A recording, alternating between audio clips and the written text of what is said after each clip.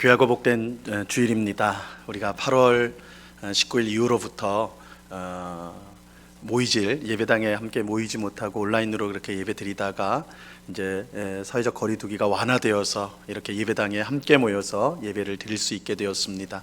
우리 하나님께 감사를 드리고 우리가 오늘 함께 모여 이렇게 예배할 때에 하나님께서 모인 주의 백성들의 모든 그 심령 가운데 한량없는 은혜와 복을 충만히 부어주시기를 간절히 축원합니다.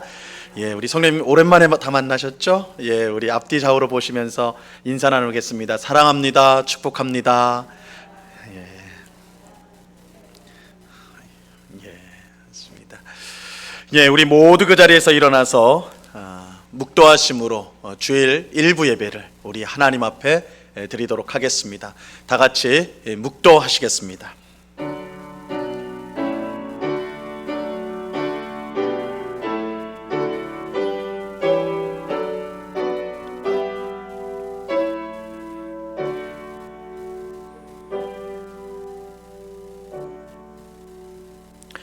하나님께서 구하시는 제사는 상한 심령이라. 하나님이여 상하고 통회하는 마음을 주께서 멸시하지 아니하시리이다. 아멘. 참 좋으신 아버지 하나님, 주님을 사랑하는 주의 백성들이 주께서 정하신 귀한 주일을 기억하고 이렇게 예배당에 나와 하나님을 영과 진리로 예배하오니 하나님 홀로 영광 받아 주시옵소서. 또한 예배드리는 저희의 심령 가운데 한량없는 은혜와 복으로 충만하게 하여 주시옵소서. 아버지 하나님, 이 시간에 우리의 모든 더럽고 추악한 죄악을 고백합니다. 십자가 보혈로 깨끗이 씻어 주시옵소서. 성령으로 충만하게 하셔서 나의 뜻과 고집대로 살지 않고 늘 주의 말씀에 순종하면서 살아가는 저희 모두가 될 수 있도록 은혜 내리워 주시옵소서. 세상에 여러 가지 무거운 짐과 염려를 가지고 나온 주의 백성이 있다면 이 시간 믿음으로 주님 앞에 다 맡겨드리게 하옵시고 하나님이 주시는 참된 평안을 풍성히 누리며 우리의 삶을 이끄시는 하나님의 귀한 능력과 은혜를 고백하는 복된 시간이 될 수 있도록 역사하여 주시옵소서. 오늘 예배를 통하여 우리를 만나주시고 은혜 주실 주님께 감사와 찬양을 올려드리오며 예수 그리스도 이름으로 기도드리옵나이다. 아멘. 우리 찬송가 2장을 같이 찬양하겠습니다.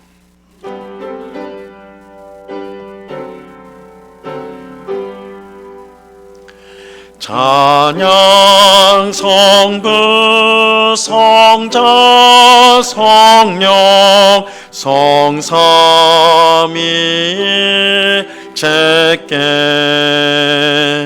영원 무궁하기까지 영광을 돌리세.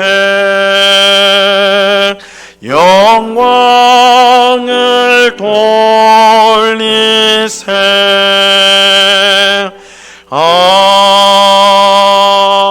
아멘. 사도신경으로 우리의 신앙을 한 목소리로 같이 고백하겠습니다.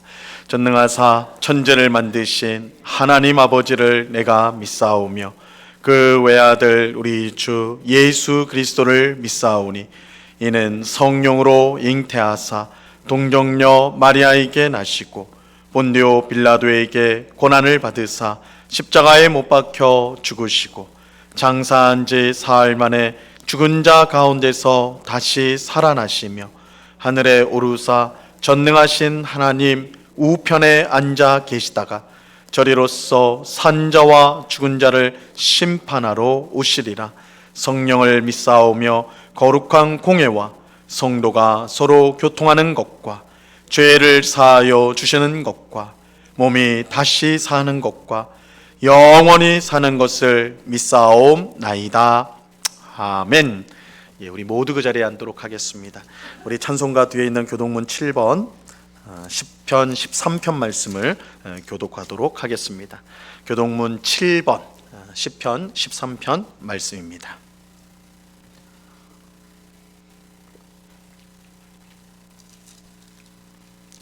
교독문 7번 10편 13편 말씀을 교독합니다. 여호와여 어느 때까지니까 나를 영원히 잊으시나이까. 나의 영혼이 번민하고 종일토록 마음에 근심하기를 어느 때까지 하오며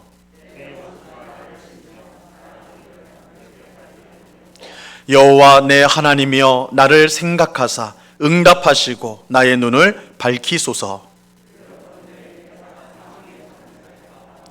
두렵건대 나의 원수가 이르기를 내가 그를 이겼다 할까 하오며 나는 오직 주의 사랑을 의지하여 싸우니 다 같이 내가 여호와를 찬송하리니 이는 주께서 내게 은덕을 베푸심이로다. 아멘. 우리 찬송가 9장을 같이 찬양하도록 하겠습니다.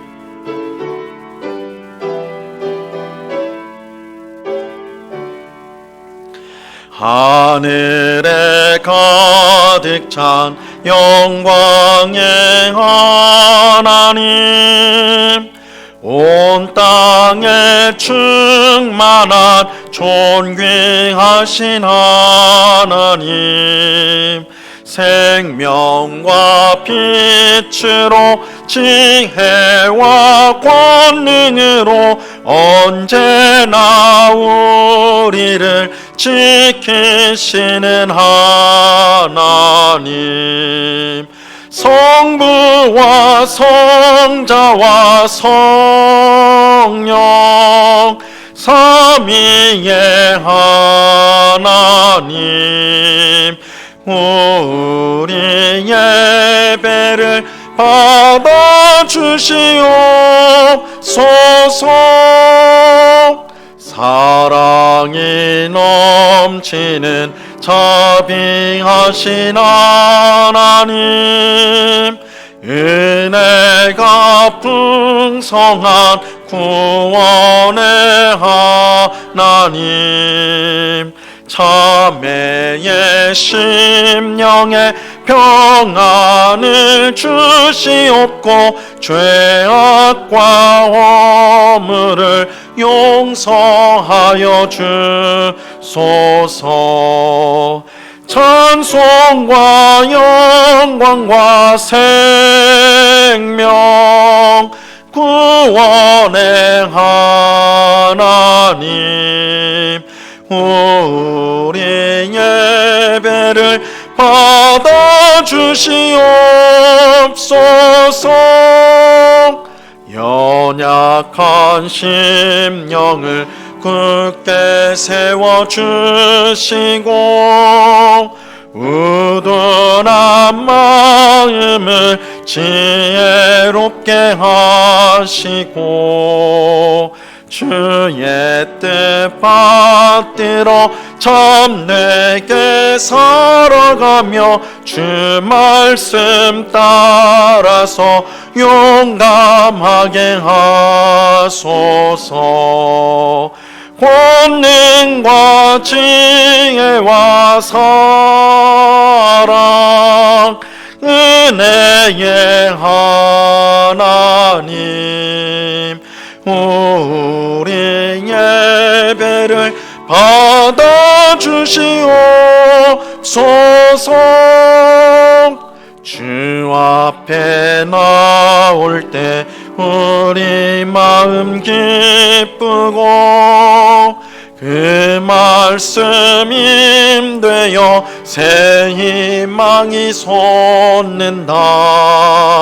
고난도 슬픔도 이기게 하시옵고 영원에 잇대어 살아가게 하소서.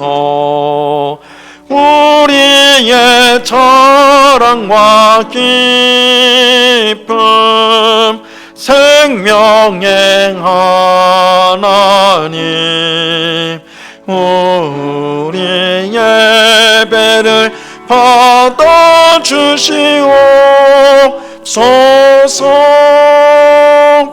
아멘.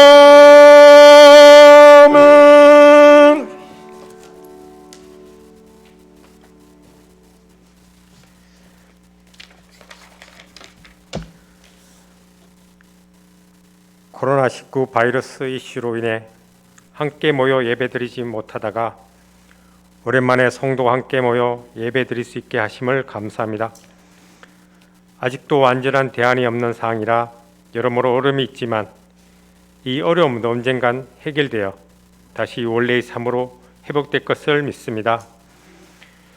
하나님 나라의 백성으로서 또한 세상과 함께 살아가고 있는 우리가 각자의 처소인 가정, 직장 및 학교에서 우리에게 주어진 사명에 따라 살아가려고 노력하는 저희들이 되길 기도합니다. 온국교회 성도가 함께 모여 하나님께 예배드림이 당연하게 여겼던 예전과 달리 현재 이 시간이 얼마나 소중한 것인지를 알게 되었습니다. 비록 예전의 상태로 되돌아가기에는 많은 시간이 필요할 것이지만 언젠가 다가올 온전한 원상태의 회복을 위해 기도합니다. 이런 어려움이 있을 때 더욱 우리 신앙을 되돌아보고 하나님의 말씀을 듣고 의지하려고 하는 저희들이 되길 기도합니다. 미약하고 연약한 저희들입니다. 하나님의 자녀로 세상에 굴복하지 않고 하나님의 뜻에 따라 살아가는 것이 너무나 어려운 시대입니다. 하나님의 은혜가 없다면 세상의 가치관에 지배되어 살아갈 수밖에 없는 저희들입니다. 이런 시대에 하나님의 자녀로 성경에서 가르치는 말씀을 따라 살아갈 수 있도록 우리에게 하나님의 은혜를 베풀어 주시길 원합니다. 우리가 함께 모여 이 시간 예배드리는 이 시간 하나님을 찬양하며 높여드립니다. 이 시간 드리는 예배가 온전히 드려질 수 있도록 인도해 주시고 말씀을 전하는 담임 목사에게 은혜를 베푸사 말씀을 바르게 해석하고 성도들에게 전달할 수 있도록 도와주시길 원합니다. 그 말씀을 듣고 배우는 성도들은 낮은 자의 자세로 바르게 듣는 시간이 되길 진심으로 원합니다. 우리를 선한 길로 인도하시는 하나님을 믿습니다. 예수 그리스도 이름으로 기도합니다. 아멘.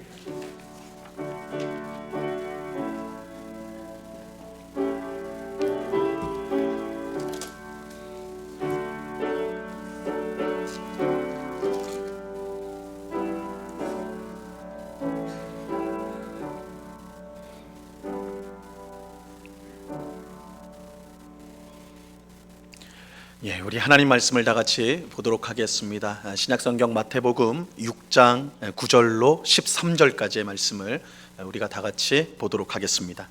신약성경 마태복음 6장 9절로 13절까지의 말씀입니다.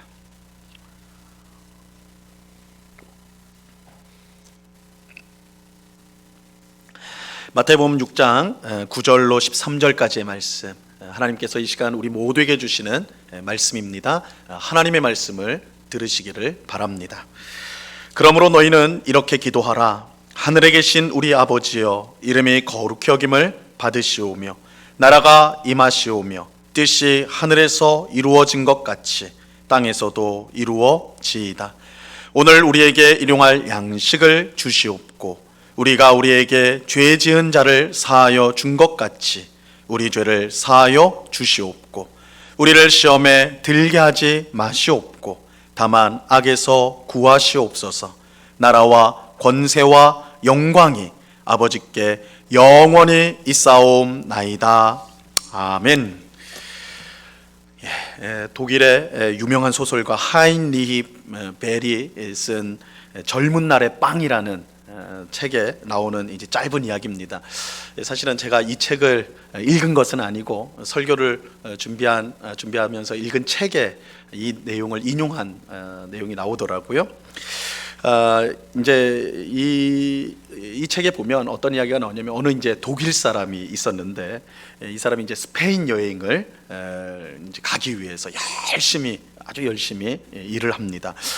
독일은요 우리나라와 조금 달리 햇빛이 잘 비치질 않아요. 햇빛이 찬란하게 난 날이 별로 없습니다. 저도 이제 독일에서 1년을 살았는데 5월을 제외하고는 5월은 참 날씨 좋더라고요. 한국처럼 좋은데 그 외에는 늘 우중충해요. 그래서 햇빛이 잠시 나왔다가 다시 우중충해지고 막 그렇거든요. 그래서 이 독일 사람들이 얼마나 이제 독일뿐만 아니라 그 위에 이제 북유럽 사람들이 대부분 그런데 햇빛 양이 워낙 적으니까 햇볕이 비치면 다 밖으로 쏟아져 나와요. 그래서 커피 전문점도 실내에서 커피를 마시다가 햇볕이 탁 나면 거리로 다 나옵니다. 테이블이랑 의장 다 나와서 거기에 앉아서 이 커피를 마시고 그러거든요. 그래서 이제 독일 사람들은 햇빛이 좋은 이탈리아나 스페인으로 휴가 가는 것을 좋아한다고 그래요. 이 소설에 나오는 이 독일 사람도 마찬가지였습니다. 햇살이 좋은 스페인에 가가지고 내가 거기서 멋진 휴가를 보내야 되겠다, 이렇게 이제 부푼 마음을 가지고 열심히 일을 했다고 그래. 아주 열심히 일을 했어요. 그래서 이제 그 충분한 여행할 수 있는 충분한 돈을 모아가지고 드디어 꿈에 그리던 이제 스페인 여행을 갔어요. 그래서 지중해 바다, 햇살이 너무너무 좋고 또 그림과 같은 풍경이 있는 이제 바닷가에 가가지고 휴가를 즐겼어요. 하루 이틀 이렇게 즐기고 있는데 어느 날 아침에 이제 햇살을 맞으면서 바다를 보면 기가 막힌 바다 풍경을 보면서 가고 있는데 저 앞에 배가 하나 있는 거예요. 그리고 그 배에 보니까 어떤 어부죠. 어부가 모자를 탁 얼굴에 덮고는 잘 쉬고 있는 거예요. 아주 편안하게 쉬고 있는 거예요. 그래서 이 독일 사람이 가가지고 묻습니다. 물고기 좀 잡았습니까? 물고기 좀 잡았습니까? 많이 잡았습니까? 그러니까 어부가 많이 잡았어, 많이 잡았어, 이렇게 대답을 해요. 얼마나 많이 잡았습니까? 그러니까 대구 한 6마리에다가 고등 한 20마리 정도 잡았어, 이렇게 대답을 했어요. 독일 사람이 놀라면서 아니 지금 아침 10시밖에 안 됐는데 10시도 안 됐는데 물고기를 그렇게 많이 잡았단 말입니까? 그런데 지금 당신 뭐 하고 있는 거요? 조금만 더 힘을 내면 오늘 하루 종일 열심히 물고기 잡으면 지금보다 한 3-4배는 많이 잡을 수 있을 것 같은데 왜 이렇게 그냥 누워 있는 거요? 당신이 만약에 열심히 그렇게 하면 물고기를 너무너무 많이 잡아가지고 나중에는 물고기 통조림 공장도 차릴 수 있을 거고, 또 나중 되면 그것이 더 커져가지고 이 통조림을 무역하는 그런 큰 회사도 세울 수 있는 거 아니요? 왜 그냥 가만히 이렇게 누워만 있는 거예요? 열심히 일해야 되는 거 아닙니까? 이렇게 이제 말을 했어요. 이 독일 사람이 근면하잖아요. 그러니까 이제 그렇게 말을 한 것 같아요. 그러니까 이 어부가 좀 퉁명스럽게 이렇게 대답합니다. 내가 통조림 회사를 만들고 또 훗날에 큰 회사가 되는 거, 그거 하면 뭐 합니까? 그런 회사 세워서 뭐 합니까? 이렇게 이제 퉁명스럽게 말을 해요. 그러니까 독일 사람이 딱하다듯이 아니 그렇게 큰 회사 차려가지고 돈 많이 벌면 당신이 하는 일들 다 직원들한테 맡기고 당신은 이렇게 좋은 해변에서 그냥 즐기면서 살면 되는 거 아니요? 당신은 아무 일 하지 말고 직원들에게 다 맡기고 편안하게 누워서 쉬면 되는 거 아니요? 이렇게 말을 했어요. 그러니까 어부가 이렇게 대답을 했습니다. 이보시오, 내가 지금 그렇게 살고 있지 않소. 제가 어부가 뭐 하고 있었어요? 배에서 좀 누워서 쉬고 있었거든요. 이보시오, 내가 지금 그렇게 하고 있지 않소. 당신 무슨 말을 하는 것이오? 이렇게 대답을 했다고 그래요. 조금 우스운 얘기지만 사실 우리에게 생각할 거리를 주는 이야기예요. 너나 할 것 없이 모두가 바쁘고 힘들게 일하며 살고 있지 않습니까? 특히 우리 한국 사람들은 유독 바쁘고 힘들게 살아가고 있죠. 그런데 왜 그렇게 바쁘고 힘들게 일하면서 살아갑니까? 무엇을 위해 그렇게 하지요? 지금보다 더 풍족하고 더 안정된 삶을 살기 위해서이죠. 바쁘고 힘들더라도 지금 열심히 일하면, 그래서 그만큼 충분한 돈을 우리가 모으게 되면 앞으로 훨씬 풍족하고 안정된 삶을 살 것이라는 믿음이 있기 때문에 힘들어도 오늘 열심히 바쁘게 그렇게 살아가는 것이죠. 그래서 오직 앞만 볼 수 있도록 양쪽 눈을 가린 경주마, 여러분들 경주마 아시죠? 말들이 경주할 때 그 말 옆에다가 탁 이 받침대를 가림막을 하지 않습니까? 말이 다른 데 보지 않고 오직 앞만 보고 뛸 수 있도록 이렇게 가림막을 하거든요. 그것처럼 우리도 다른 거 안 보고 앞만 보면서 달려가는 그런 인생을 우리가 살고 있지 않느냐는 것입니다. 하지만 정말 그럴까요? 우리가 열심히 일하고 그래서 충분한 돈을 모으기만 한다면 우리가 바라고 꿈꾸는 풍족하고 안정된 미래가 우리에게 과연 반드시 주어지게 될까요? 불행히도 꼭 그런 것 같진 않아요.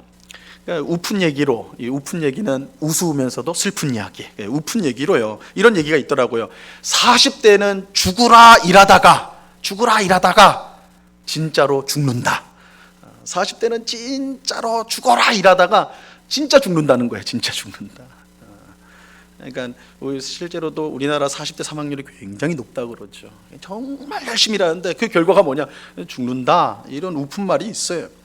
그러면 30년 이상을 열심히 살아온 5, 60대들은 이제 풍족하고 안정된 삶을 살아가느냐? 그런 분들이 물론 있죠. 물론 있습니다. 하지만 노후 걱정을 하는 분들보다 훨씬 적은 것이 사실이에요. 많은 분들이 오히려 50대, 60대 분들이 노후 걱정하시는 분들이 오히려 상당히 많습니다. 최근 조사에 의하면 70세 이상이 되어도 일하기를 희망하는 분들이 상당히 많다고 그래요. 이제 70세 되면 다 은퇴하고 쉬어야 된다. 이게 우리가 보통 갖고 있는 상식인 것 같은데 조사를 해보니까 70세 이상 되어도 나는 꼭 일자리가 있었으면 좋겠다. 이렇게 원하는 사람들이 상당히 많다고 그래요. 이 조사를 해보니까. 물론 제가 이렇게 말씀드리는 것은 미래에 어떻게 될런지 아무도 알 수도 없으니까 열심히 일하는 것은 어리석은 것이고 지금 먹고 마시고 즐겨야 된다. 그게 지혜로운 것이다. 그것을 말씀드리려는 것은 아니에요.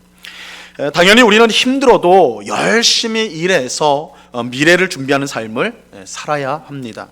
이 구약 성경 잠언에서도요, 나중을 위해서 미리 양식을 준비하는 개미에게 가서 배워야 된다 이렇게 말씀하고 있거든요. 그러니까 미래를 준비하기 위해서 현재 열심히 일하는 거, 그건 성경이 가르치는 바예요. 그건 당연한 일입니다.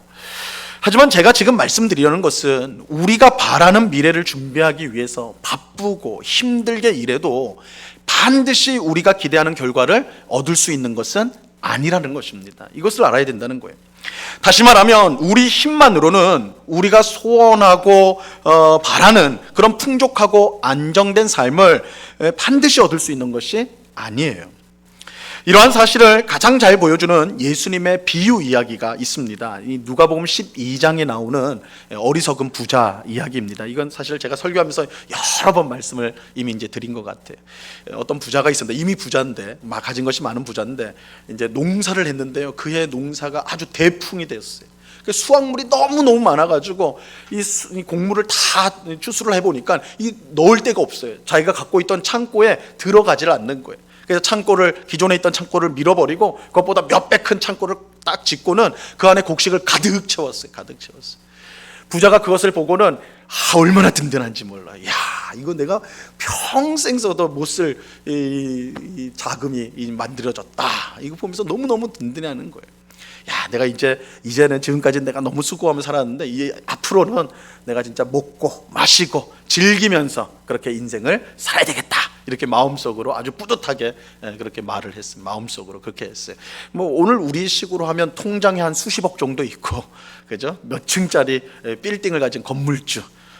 요즘엔 조물주 위에 건물주래요, 그죠? 하여튼 건물이 있으니까 나는 이제 넉넉하다, 나는 문제 없다 이렇게 하고 있는 거예요.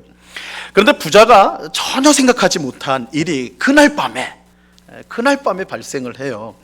하나님께서 그에게 나타나 가지고요, 이렇게 말씀하세요. 하나님께서 그 사람에게 나타났어요. 누가복음 12장 20절 말씀입니다. 하나님은 이르시되 어리석은 자여, 오늘 밤에 내 영혼을 도로 찾으리니 그러면 내 준비한 것이 누구의 것이 되겠느냐 하셨으니. 하나님 부자에게 뭐라고 하셨어요? 그 밤에 딱 하나님께서 야, 내 인생은 이제 먹고 마시고 즐기면 된다라고 하는 부자에게 그날 밤에 딱 나타나 가지고 하나님 뭐라고 하셨어요? 내가 내 영혼을 도로 찾겠다. 쉽게 말하면 뭐예요? 너 오늘 죽는다. 너 오늘 밤에 죽는다. 그래서 하나님께서 질문을 하세요. 야, 네가 죽으면 네가 그렇게 든든해하던 그 많은 재물은 누구의 것이 되겠느냐? 누구의 것이 되겠느냐? 아마 뭐 그 부인이나 그 자녀들이나 뭐 누구의 것이 되겠죠. 그런데 확실한 것은 그 사람의 것은 될 수 없다는 거예요. 그렇죠? 그 부자의 것은 될 수가 없어요. 그 사람은 하나님 부르시면 그냥 가야 돼요. 자, 이러한 사실을요, 이 전도서 2장 20절로 23절에 보면 이러한 사실들을 아주 우리 인생에 대해서 아주 꿰뚫는 그런 지혜로서 설명을 해주고 있어요. 이 말씀 조금 긴데 한번 잘 들어보세요. 이러므로 내가 해 아래에서 한 모든 수고에 대하여 내가 내 마음에 실망하였도다. 어떤 사람은 그 지혜와 지식과 죄주를 다하여 수고하였어도 그가 얻은 것을 수고하지 아니한 자에게 그의 몫으로 넘겨주리니 이것도 헛된 것이며 큰 악이로다. 사람이 해 아래에서 행하는 모든 수고와 마음에 애쓰는 것이 무슨 소득이 있으랴. 일평생에 근심하며 수고하는 것이 슬픔뿐이라. 그의 마음이 밤에도 쉬지 못하나니 이것도 헛되도다. 일평생 수고하고 애쓴 사람에게 이 전도서 기자가 내리는 평가는요, 헛되도다. 헛되도다. 왜냐하면 수고하고 애쓴 결과물을 손에 쥘 수가 없기 때문에 그래요. 혹 손에 쥐었다 해도 그것을 잠시만 누릴 수 있을 뿐, 그거 어떻게 해야 된다고요? 다른 사람에게 다 넘겨줘야 돼요. 내가 피땀 흘려가지고 모아놨는데 아무 수고도 안 한 사람에게, 그것이 뭐 자식일 수도 있고 뭐 다른 사람도 있었겠지만 다 넘겨주고 가야 돼요. 가지고 갈 수가 없어요. 다 넘겨줘야 되는 거예요. 그래서 전도서는 일평생 근심하고 수고한 것이 슬픔뿐이다, 이렇게 결론을 내리고 있어요. 슬픔뿐이다. 참 허무하지요. 참 허무합니다. 엄청난 재물을 모았어도 하나님이 부르시면 모두 놓고 가야 하는 것이 우리 인생입니다. 일평생 근심하며 수고해도 가지게 된 모든 것을 다른 사람에게 주어야 합니다. 그 받은 그 사람도 마찬가지예요. 그 사람은 낫느냐? 아니에요. 그 사람도 또 다 놓고 가야 돼요. 다 놓아야 돼요. 결국 우리에게 남는 것은 슬픔밖에 없다. 슬픔밖에 없다. 참으로 헛되고 헛된 것이죠. 자, 그렇다면 어차피 우리 인생이 이렇게 헛된 것이라면 애쓰고 힘쓰며 살 필요가 무엇일까요? 그저 죽을 때까지 먹고 마시고 즐기며 살면 그만 아닐까요? 어차피 아무것도 가져가지 못하고 어차피 남는 것이 슬픔뿐이라면 지금 당장이라도 기쁘고 많은 거지, 기쁘게 사는 게 나은 거지, 뭐 그렇게 아둥바둥 그렇게 살아야 되는가, 이런 생각이 당연히 들겠죠. 하지만 앞에서도 말씀드렸지만 절대 그런 건 아니에요. 우리는 마땅히 애쓰고 힘쓰며 살아야 합니다. 하지만 애쓰고 힘써도 아무 열매가 없다면 그럴 필요가 무엇이란 말인가, 이런 생각이 계속 따라오게 되어 있어요. 자, 우리는 여기서 애쓰고 힘쓰는 인생이 헛되지 않기 위해서 반드시 필요한 것이 있음을 알아야 합니다. 여러분 보세요. 성경은 우리가 힘쓰고 애써야 된다고 말씀해요. 그런데 그 결과는 뭐냐면 아무것도 아니다, 헛된 것이다, 이렇게 말하거든요. 그러니까 이 둘 사이의 갈등을 해결해 줄 수 있는, 우리가 알아야 될 가장 반드시 필요한 것, 우리가 힘쓰고 애쓰되 우리의 삶이 헛되지 않을 수 있는, 않기 위해서 반드시 필요한 한 가지가 있다. 한 가지가 있다. 그게 뭔가? 바로 하나님이에요. 하나님. 우리가 앞서 살펴본 누가복음 12장 어리석은 부자의 비유 이야기에서 핵심을 알려면요, 반드시 그 결론을 보아야 합니다. 이 결론이 누가복음 12장 21절에 나오고 있어요. 이 말씀 한번 잘 보세요. 자기를 위하여 재물을 쌓아두고 하나님께 대하여 부요하지 못한 자가 이와 같으니라.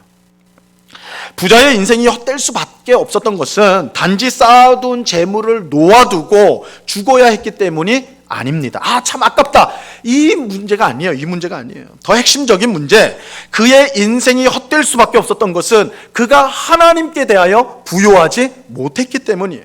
즉 부자는 하나님과 상관없는 인생을 살았습니다.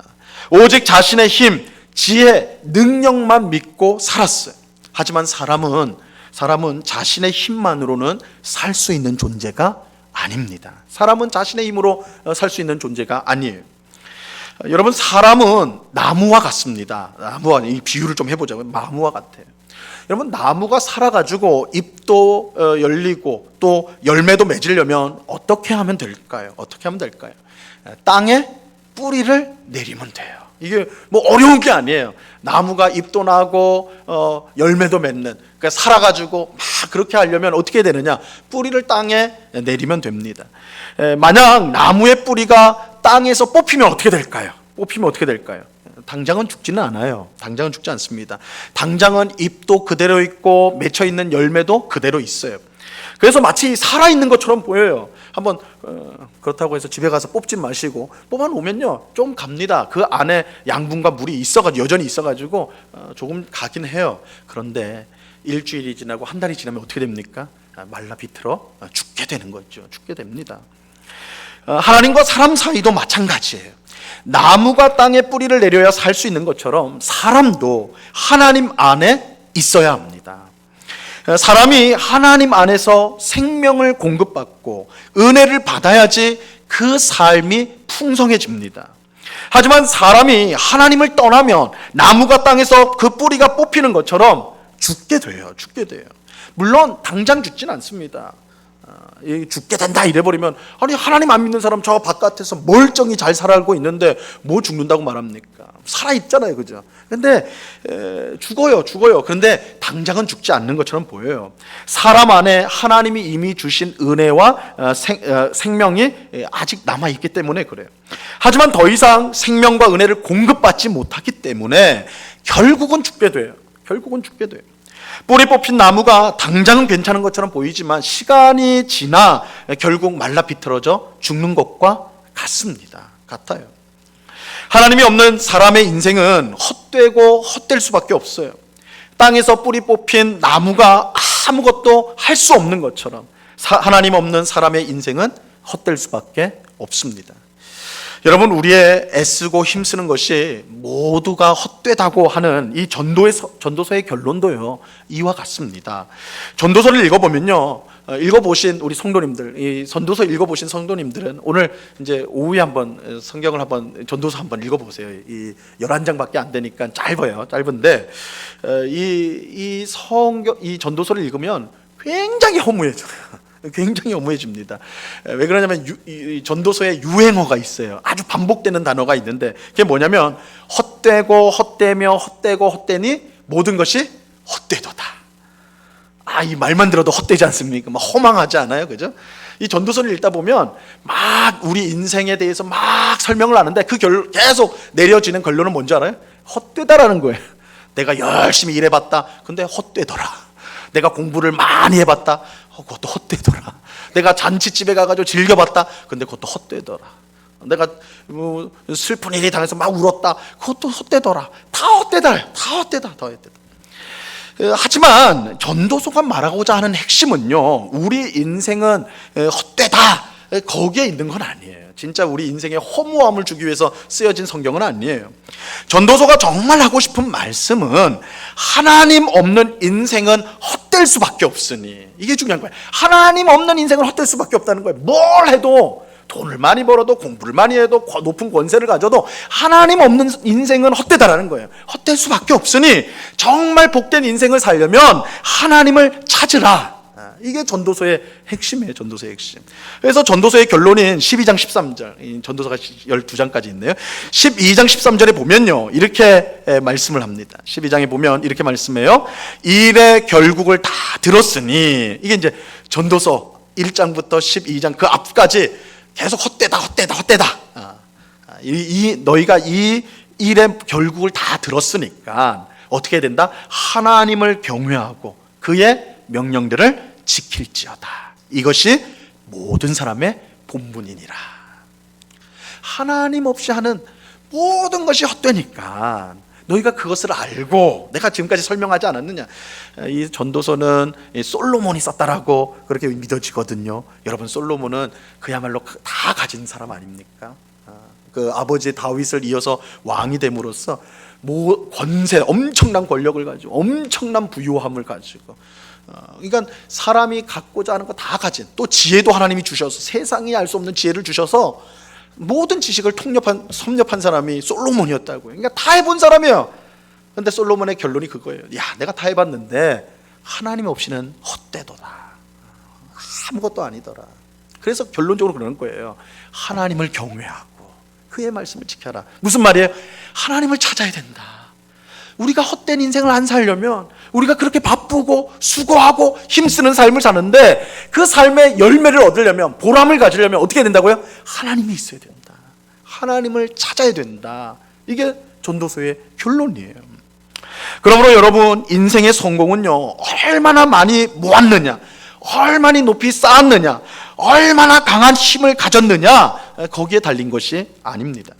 인생의 성공은 우리가 하나님 안에 있는가, 우리가 하나님과 함께 하는가, 우리가 하나님을 의지하는가, 거기에 인생의 성공이 달려 있는 거예요. 우리가 하나님 안에 있고 하나님과 함께하며 하나님을 의지하는 삶을 산다면 우리 인생은 복될 수밖에 없어요. 왜냐하면 나무가 땅으로부터 모든 필요한 것을 공급받듯이 하나님으로부터 필요한 모든 것, 생명과 온갖 은혜를 공급받기 때문입니다. 다시 말씀드리지만 사람은 자신의 힘으로 살 수 있는 존재가 아닙니다. 우리 속에서 생명을 만들어내고 은혜를 만들어낼 수가 없어요. 여러분, 우리 스스로 뭔가를 만들어낼 수 있는 존재가 아니에요. 나무 스스로가 물과 양분을 만들어낼 수 없는 것과 같아요. 나무가 살려면 땅에 뿌리를 내려야 하듯이 사람이 살려면 하나님 안에 있어야 합니다. 사람은 오직 하나님을 의지할 때 그가 바라는 대로 풍족하고 안정된 삶을 살아갈 수가 있습니다. 하나님이 없는 인생은 재물이 아무리 많아도, 능력이 아무리 뛰어나도, 아무리 큰 권세를 가진다 해도 뿌리 뽑힌 나무처럼 결국은 망할 수밖에 없습니다. 예수님께서 바로 이 사실을 가르쳐 주기 위해서 알려주신 기도 제목이요, 바로 오늘 우리가 살펴보고 있는 오늘 우리에게 일용할 양식을 주소서입니다. 주기도 속에 이 내용, 오늘 우리에게 일용할 양식을 주소서, 바로 이게 사람은 자기 힘으로 살 수 없다, 하나님으로 인해서 산다, 이것을 가르쳐 주신 바로 기도가 이 내용이에요. 자, 오늘 보면 11절을 보세요. 11절, 오늘 우리에게 일용할 양식을 주시옵고. 우리는 이 기도 제목을 그저 입에 풀칠은 하며 살게 해달라는 정도로 그렇게 생각하면 안 돼요. 내가 당장 먹을 게 필요하니까 하나님 오늘도 잊지 마시고 제 먹을 것 좀 챙겨주세요, 이런 차원의 기도 제목이 아니라는 거예요. 이 기도의 핵심은 먹을 양식을 달라는 게 아닙니다. 만약 양식을 구하는 기도였다면 일용할 양식, 이 일용할 양식은 하루치 양식이거든요. 뭐 하루치 양식을 구합니까? 이게 양식을 구하는 거라면 한 달치, 1년치는 구해야 되는 거 아니겠어요? 그죠? 그렇게 구하라고 하셨을 거란 말이에요. 예수님이 그저 일용할 양식, 즉 하루치 양식만 주시도록 기도하라고 한 데는 깊은 의미가 있습니다. 자, 이 일용할 양식은 무엇보다 출애굽한 이스라엘 백성이 광야 40년 동안 먹었던 만나와 관련이 있어요. 만나와 관련이 있어요. 하나님께서 이스라엘 백성을 애굽에서 구원한 후에 광야로 인도하셨습니다. 이스라엘 백성은 가나안 땅에 들어가기 전 40년을 광야에서 지내죠. 근데 이 광야는요, 말 그대로 사막입니다.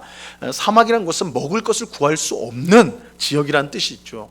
한 민족이 사막, 광야에서 40년을 지낸다? 거의 불가능한 일이죠. 먹을 음식을 구할 수 없기 때문에. 근데 이스라엘 백성은, 그 민족은 어떻게 40년 동안 광야에서 머물 수가 있었느냐, 40년 동안 광야에서 살 수가 있었느냐? 하나님께서 매일마다 만나를 주셨기 때문에 그래요. 만나는 씨앗 모양으로 하얗고 꿀 같은, 꿀을 섞은 과자와 같은 것이다, 이렇게 이제 성경은 설명하고 있어요. 그러니까 아주 조그만 알갱이 같은, 꿀맛이 나는 그런 알갱이 같은 이제 음식이에요. 하나님께서 매일 새벽마다 만나를 내려주셨어요. 그래서 이슬이 내리고 이슬이 탁 사라질 때 보면 만나가 쫙 깔려 있는 거예요. 그래서 이스라엘 백성들이 이제 새벽에 밖에 나가가지고 그 만나를 딱 사면에 땅에 뿌려진 만나를 모아서 하루 양식을 삼았습니다. 근데 특이하게도 만나는요, 딱 하루만 먹을 수 있었어요. 딱 하루만. 만나를 먹지 않고 아침에 이제 내일 새벽에 나가는 거 귀찮으니까 오늘은 이틀치 모아놓자. 그래서 딱 이틀치 모아놔서 하루 먹고 하루치 딱 남겨두잖아요. 그럼 그 다음날 어떻게 돼요? 벌레가 생기고 냄새가 나요. 썩어가지고 냄새가 난다. 그럼 도저히 먹을 수가 없는 거예요. 그러니까 이스라엘 백성은요, 어떻게 해야 됩니까? 매일 새벽에 나가야 되는 거예요. 매일 새벽에 나가지고 만나를 거두어야지 그날 하루를 먹을 수 있는 양식을 얻을 수가 있는 것입니다. 자, 그렇다면 하나님은 왜 하루밖에 먹을 수 없는 만나를 주셨을까요? 일주일, 아니 한 달 정도 먹을 수 있게 하셨더라면 미리 차근차근 모아놓아서 먹을 수 있는 거 아니겠습니까? 그러면 비가 오거나 어떤 무슨 일이 생겼을 때 꼭 새벽에 나가지 않아도 하루하루 그렇게 살아갈 수 있을 거 아니에요. 그래서 실제로 그러면 진짜 이 만나가 그러면 딱 하루만 먹을 수 있는 그런 음식이냐? 사실 또 그렇지도 않아요. 안식일에는 아무 일도 할 수 없잖아요. 그래서 안식일 전날에는 이스라엘 백성들이 만나를 이틀치를 모을 수 있게 하셨어요. 그러니까 그때는 안식일이 되어도 만나가 썩거나 벌레가 생기지 않았거든요. 그러니까 이것은 뭘 말하냐면 이 만나의 특성 자체가 하루만 먹을 수 있는 그런 건 아니라는 거예요. 하나님이 그렇게 정하셨다는 거예요. 하나님이 그렇게 정하셨다. 그럼 하나님은 왜 그렇게 정하셨을까요? 이스라엘 백성이 매일 새벽마다 만나를 거두러 나오도록 하신 이유가 무엇이었는가 하는 것입니다. 하나님께서 이스라엘 백성들이 늦잠 자는 꼴을 못 봐가지고 야 니들이 아직도 자고 있냐? 이거 난 그 꼴 못 보겠다. 너희 새벽마다 다 일어나야 돼. 만약 그렇게 해가지고 그런 것일까요? 결국 그런 건 아니겠죠. 하나님께서 매일 새벽마다 나와서 만나를 거두게 하신 이유는요, 이스라엘 백성이 우리가 무엇으로 인해 살고 있는가를 매일매일 기억하도록 하기 위해서였던 거예요. 이스라엘 백성이 매일 새벽마다 만나를 거둘 때 무슨 생각을 했을까요? 여러분, 이스라엘 백성이 한번 생각을 해보면 텐트에서 나와가지고 오늘도 만나를 거두어야지 딱 나가가지고 만나를 할 때 눈꺼풀 떼면서 할 때 무슨 생각을 했을까요? 무슨 생각? 만나를 거두면서 무슨 생각을 했을까요? 야, 오늘도 하나님이 우리에게 양식을 주셨구나. 하나님이 우리를 살게 하시는구나. 이 생각을 매일 새벽마다 하는 거예요. 이스라엘 백성들이 매일 새벽마다 나와서 만나를 거둘 때마다 야, 오늘도 하나님이 우리를 살게 하시는구나. 만나가 없으면 살 수가 없으니까 오늘도 하나님이 나를 살게 하시는구나. 하나님이 우리를 책임져 주시는구나. 이거를 매일 새벽마다 생각한다는 거예요. 여러분, 하나님은 얼마든지 이스라엘 백성들에게 한 달치 양식, 1년치 양식을 주실 수 있었습니다. 하지만 매일 새벽마다 만나를 거두게 하셨어요. 이것은 너희 힘으로 사는 것이 아니다. 너희가 가진 것으로 사는 것이 아니다. 내가 너희를 살게 한다. 나 때문에 너희가 사는 것이다. 이것을 가르쳐주기 위함이었던 거예요.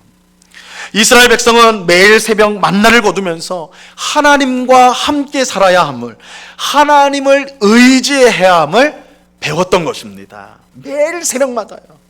왜 매일 새벽마다 할까요? 까먹거든요. 우리가 그렇지 않아요? 우리가 똑같지 않습니까? 예배 나와가지고 하나님 앞에 예배 드릴 때, 말씀을 읽을 때, 기도할 때는 하나님 없이는 못 삽니다. 하지만 세상을 바쁘게 살다 보면 내 돈으로 내가 살고, 내가 모아둔 것으로 살고, 내가 가까운 사람들의 힘을 얻어서 내가 사는, 그렇게 해서 우리가 살잖아요. 그죠? 다시 교회에 오면 하나님 때문에 삽니다. 이게 우리들이거든요. 잊어버리거든요. 이스라엘 백성도 마찬가지예요. 그러니까 하나님 어떻게 하는 거예요? 만나를 통해 가르치는 거예요. 얘들아, 내가 너희를 살게 하는 거야. 너희 힘으로 사는 거 아니야. 너희 지혜로 사는 거 아니야. 내가 너희를 살게 하는 거야. 내 안에서만이 살 수 있는 거야. 여러분, 성경에요, 부자에 관한 경고가 얼마나 많이 나오는지 모릅니다. 얼마나 많이 나오는지 몰라요. 물론 우리 중 자신이 부자라고 생각하는 사람이 거의 없기 때문에 부자에 대한 경고를 그냥 슥 지나쳐서 우리가 그게 많은지는 몰라요. 제가 수많은 성도님들을 만났지만 제가 부자입니다 라는 성도 한 명도 못 만나봤어요. 우리가 볼 때는 참 부자인데 난 부자 아니래요. 그러니까 부자인 성도가 없어요. 그러니까 이 구절이 쉽게 넘어가는 거예요, 사실은. 그런데 부자에 대한 경고가 너무너무 성경에는 많이 나와 있어요. 근데 여러분, 우리는 사실 보면 우리가 다 부자 되고 싶어 하지 않습니까? 다 부자 되고 싶지 않아요? 다 부자 되고 싶어 한다고요. 그런데 성경은 부자 되면 안 된다고 말씀하세요. 왜 그럴까요? 부자는 쉽게 말하면 많이 쌓아놓고 사는 사람입니다. 돈이 많아요. 힘이 많아요. 주변에 사람이 많아요. 그래서 그것을 믿고 살아가는 것이 부자입니다. 이런 부자는 하나님을 의지하지 않습니다. 눈에 보이지 않는 하나님보다 눈에 보이는 돈과 권력과 사람을 더 믿고 의지하기 마련입니다. 하나님은 그래서 부자가 되지 말라고 하세요. 앞에서 말씀드린 대로 사람은 하나님 안에 있지 않으면 뿌리가 뽑힌 나무처럼 죽을 수밖에 없어요. 돈과 권력과 사람이 우리에게 생명과 은혜를 주지 못합니다.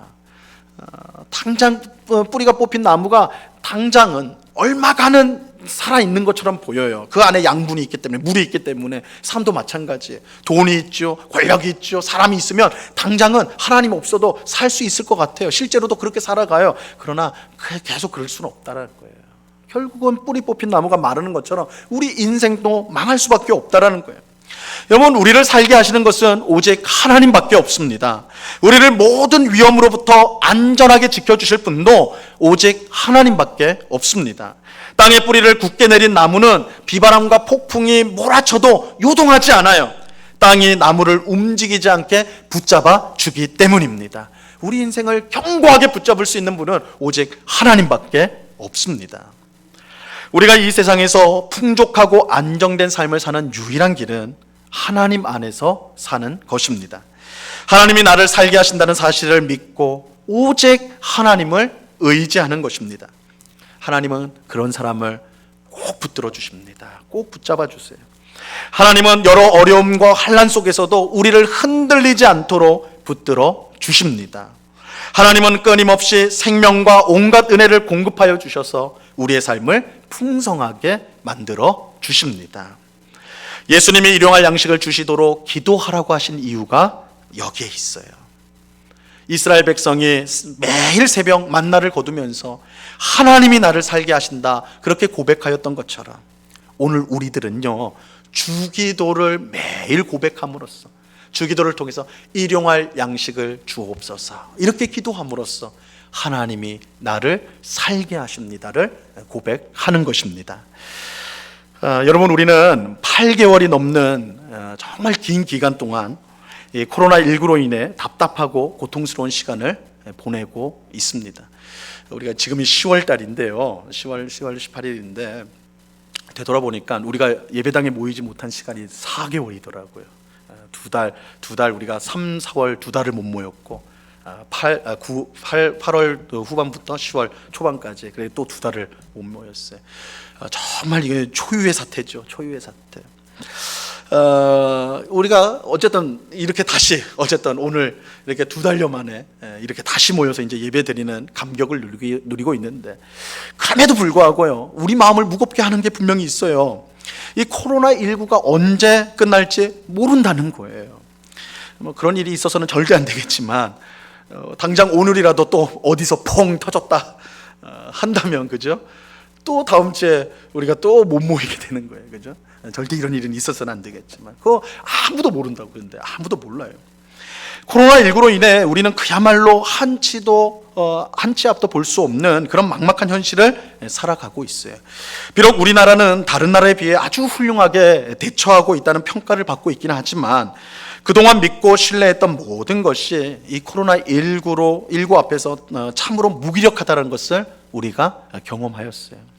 그래서 우리가 2월 달부터 본격적으로 유행한 2월 달부터 지금까지, 우리가 가진 게 별게 아니구나.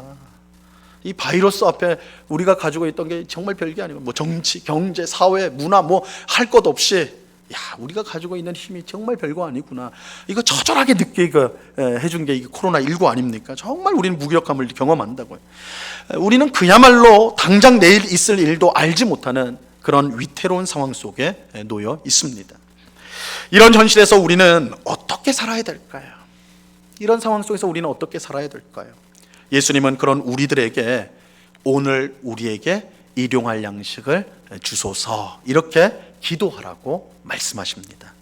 우리를 살게 하는 것이 돈도 권력도 사람도 아니고 오직 하나님이심을 고백하면서 하나님을 의지하며 살라는 것입니다. 그럴 때 비록 내일 일어날 일을 알지 못하는 우리이지만 염려와 근심이 아닌 확신과 담대함을 가지고 살아갈 수가 있습니다. 왜냐하면 온 세상을 창조하시고 다스리는 우리의 하늘 아버지가 되시는 하나님께서 우리에게 필요한 모든 것을 공급해 주실 것을 우리가 믿기 때문입니다. 그러므로 우리는 내일 일을 몰라도 돼요. 내일 일을 몰라도 돼요. 좋은 일이 일어날지 나쁜 일이 일어날지 몰라도 돼요. 지금 내 손에 아무것도 없다고 해서 염려할 필요도 없어요. 우리가 하나님 안에 있다면, 우리가 하나님을 의지한다면 하나님께서 우리의 삶을 책임져 주실 것입니다. 하나님 안에 생명이 있어요. 하나님 안에 우리에게 필요한 모든 은혜가 하나님 안에 있어요. 하나님은 우리의 하늘 아버지로서 우리에게 가장 좋은 것을 주시기를 기뻐하시는 아버지세요. 그 하나님이 언제나 우리를 지켜주시며 풍성케 하여 주실 것입니다. 우리는 날마다 주기도를 통해 일용할 양식을 구함으로써 이 믿음을 고백하는 거예요. 일용할 양식을 주옵소서. 이 말은 하나님 안에서만 살 수 있습니다. 하나님이 나를 살게 하십니다. 내일 일을 내가 몰라도 하나님이 책임져 주실 것을 믿습니다. 이 믿음을 고백하게 되는 것입니다. 이 믿음을 가지고 내일 일은 난 몰라요라는 찬송을 이 시간에 우리가 함께 불러보고자 합니다. 이 찬송의 가사처럼 비록 우리가 내일 일은 알지 못한다 할지라도 염려하거나 두려워할 필요가 전혀 없습니다.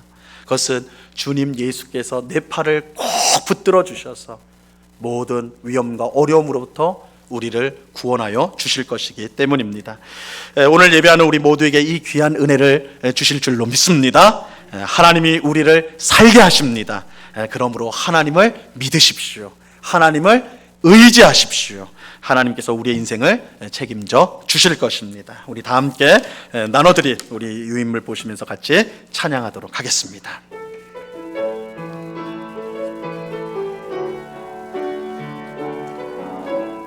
내일 일은 난 몰라요. 내일 일은 난 몰라요. 하루하루 살아요. 불행이나 요행함도 내 뜻대로 못해요. 험한 이 길 가고 가도 끝은 없고 고뇌요. 주님 예수 발레미사 내 손 잡아주소서. 내일 일은 난 몰라요. 장래일도 몰라요. 아버지여 날 붙드사 평탄한 길 주옵소서. 좁은 이 길 진리의 길 주님 가신 그의 길 힘이 들고 어려워도 찬송하며 갑니다. 성령이여 금성을 항상 들려주소서. 내 마음은 정했어요. 변치 말게 하소서. 내일 일은 난 몰라요. 장래일도 몰라요. 아버지요 아버지요 주신 소명 이루소서. 만왕의 왕 예수께서 이 세상에 오셔서 만백성을 구속하사 참 구주가 되셨네. 순교자의 본을 받아 나의 믿음 지키고 순교자의 신앙 따라 이 복음을 전하세. 불과 같은 성령이여 내 맘에 항상 계셔. 천국 가는 그날까지 주여 지켜 주옵소서. 아멘. 예, 하나님께 감사를 드립니다. 범사에 감사합니다. 하나님 안에 은혜 안에 거하게 하옵소서. 함께 모여 예배할 수 있도록 은혜 주심을 감사합니다. 범사에 감사합니다. 병마와 싸워 이기는 은혜를 주옵소서. 범사에 감사합니다. 같이 기도하겠습니다. 참 좋으신 아버지 하나님, 참으로 내일 일을 알지 못하는 우리 가련한 인생을 하나님 불쌍히 여겨주시고 사랑하여 주셔서 그 독생자를 보내주시고 우리를 죄에서 구원하실 뿐만 아니라 하나님 자녀라는 놀라운 영광을 주셨습니다. 우리가 하나님 자녀이기 때문에 내일 일을 염려할 필요가 없습니다.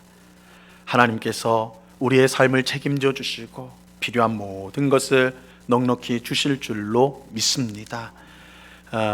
혹 어려움이 온다 할지라도 우리가 두려워할 필요가 없는 것은 그 어려움 속에도 주님은 여전히 우리와 함께 하사 더 큰 은혜를 만들어 주시기 때문입니다. 이러한 사실을 분명히 믿고 일용할 양식을 늘 구하며 하나님이 나를 살게 하십니다. 이 고백으로 살아가는 저희 모두가 될 수 있도록 주장하여 주시옵소서.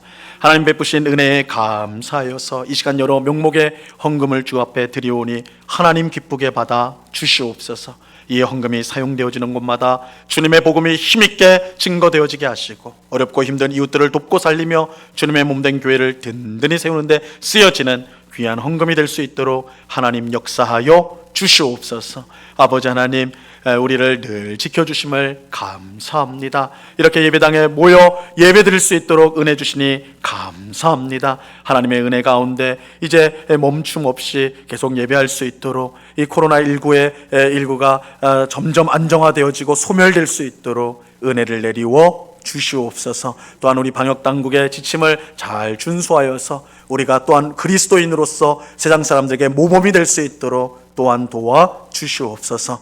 아버지 하나님, 우리 성도들 가운데 육신의 연약함으로 질병으로 중환자실에서 또 병원에서 집에서 이렇게 고통당하며 치료받는 우리 성도들이 많이 있습니다. 하나님 찾아가 주시고 능력의 손, 치료의 손으로 붙들어 주사 속히 회복할 수 있도록 역사하여 주시옵소서. 하나님의 은혜 가운데 다시 회복되어지며 일어서는 귀한 역사가 또 있도록 도와 주시옵소서. 육신의 질병뿐만 아니라 극심한 스트레스와 우울증과 여러 가지 마음의 고통을 가지고 살아가는 우리 많은 성도들이 있사오니 주여 그 심령을 만져주옵시고 일용할 양식 하나님이 우리를 살게 하신다, 이것을 믿음으로 고백하며 마음의 어려움들을 이겨나갈 수 있도록 주장하여 주시옵소서.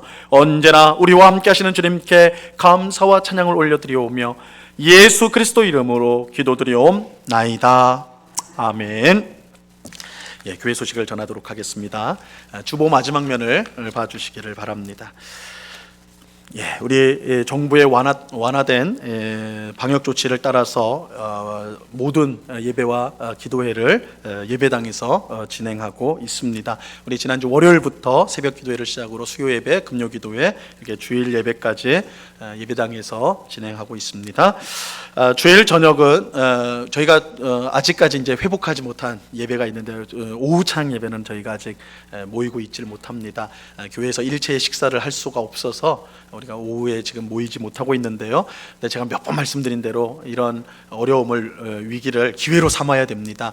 그래서 주일 저녁에는 우리 은곡교회 모든 성도님들은 반드시 가정 예배를 꼭 드려주시기를 바랍니다. 그래서 가족들이 함께 모여서 혹 가족들이 다 안 되면 혼자라도 그래서 주일 저녁은 가정에서 찬송이 있고 말씀이 있는, 그래서 정말 말씀이 우리의 가정을 어떻게 변화시키고 새롭게 하는가를 우리가 경험할 수 있는 그런 계기가 될 수 있도록 그렇게 꼭 주일 저녁은 가정 예배를 드리시기를 바랍니다. 교회 올 때 주의사항을 다시 한번 말씀을 드립니다. 우리 반드시 마스크를 착용해 주시고요. 교회에 비치된 손소독제를 사용해 주시기를 바랍니다. 우리 교회는 각 층마다 저희가 손소독제를 비치했습니다. 적극적으로 사용해 주시고요. 본당에 들어오실 때는 표시된 자석 앞에 노란 테이프로 표시를 했습니다. 그래서 저희가 아직 이제 완화가 되었다고 하지만 여전히 이제 거리두기가 실행이 되고 있기 때문에 반드시 떨어져서 앉으셔야 됩니다. 그래서 노란 테이프가 붙여진 자석에 앉아 주시기를 바랍니다. 악수와 같은 신체 접촉을 자제해 주시기를 바라고요. 열이 있거나 호흡기 질환이 있는 성도님은 온라인 예배를 드려 주시기 바랍니다. 교회 전체 공간에서 여럿이 함께 음식 섭취를 하는 것을 자제해 주시기를 바랍니다. 혹 우리 성도님 중에 이제 당뇨나 이런 것이 있어서 급히 음식물을 드셔야 되는 분들이 있습니다. 그런 분들은 혼자서 그렇게 이제 드시는 건 문제가 안 됩니다.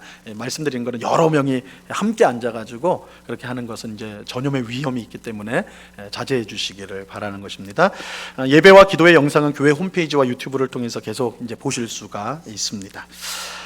남서울 노회 정기 노회가 내일 오후 2시에 대림교회에서 있게 됩니다. 우리 목사님들과 우리 장로 총대로는 홍정훈 장로님, 김대호 장로님이 참석하게 됩니다. 모임 광고를 알려드립니다. 오늘 2부 예배 후에 정기당회가 있고요.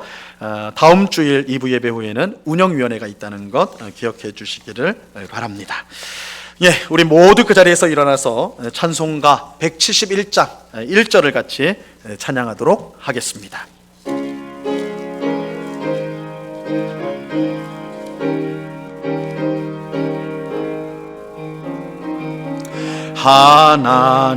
하나님의 독생자 예수 날 위하여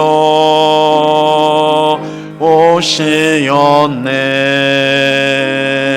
내 모든 죄 사시려고 십자가 지셨으나 다시 사셨네. 살아계신 주 나의 참된 소망 두려움이 사라지네. 사랑의 주내 갈 길이 노하니 내 모든 삶의 기쁨 늘 충만하네.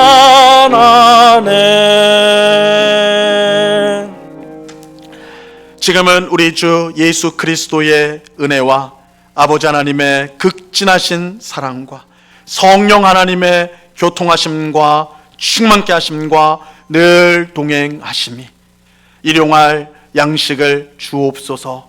매일 주기도를 고백하며 내 힘으로 사는 것이 아니라 하나님이 나를 살게 하시고 하나님 안에 있는 것이 참으로 복된 삶임을 믿고 확신하며 모든 것을 하나님을 의지하며 살아가기로 그 마음에 다짐하고 소원하는 주의 사랑하시는 모든 성도들의 심령 위에, 그 가정 위에, 그 일터 위에, 주님의 몸된 교회 위에 이제로부터 영원토록 함께하기를 간절히 축원하옵나이다. 아멘.